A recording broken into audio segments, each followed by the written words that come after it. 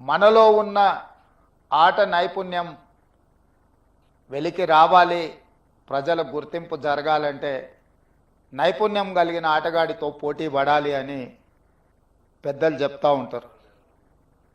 ఈరోజు పక్క రాష్ట్రంలో నారా చంద్రబాబు నాయుడు గారు ముఖ్యమంత్రిగా బాధ్యత చేపట్టిన తర్వాత అభివృద్ధిలో, సంక్షేమంలో వారితో పోటీ పడి ఈ రాష్ట్రాన్ని ముందుకు నడిపించే అవకాశం నాకు వచ్చింది.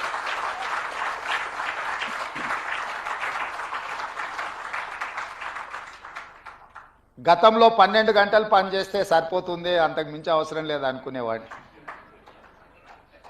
కానీ ఇప్పుడు వారు 18 గంటలు పనిచేస్తే నేను 12 గంటలతో సరిపెడితే కుదరదు. కాబట్టి మా అధికారులకు, మా సహచరులకు మనం కూడా 18 గంటలు పని చేయాల్సిందే.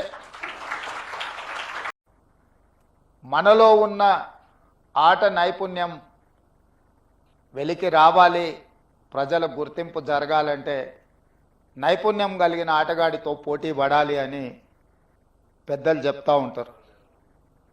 ఈరోజు పక్క రాష్ట్రంలో నారా చంద్రబాబు నాయుడు గారు ముఖ్యమంత్రిగా బాధ్యత చేపట్టిన తర్వాత అభివృద్ధిలో, సంక్షేమంలో వారితో పోటీ పడి ఈ రాష్ట్రాన్ని ముందుకు నడిపించే అవకాశం నాకు వచ్చింది.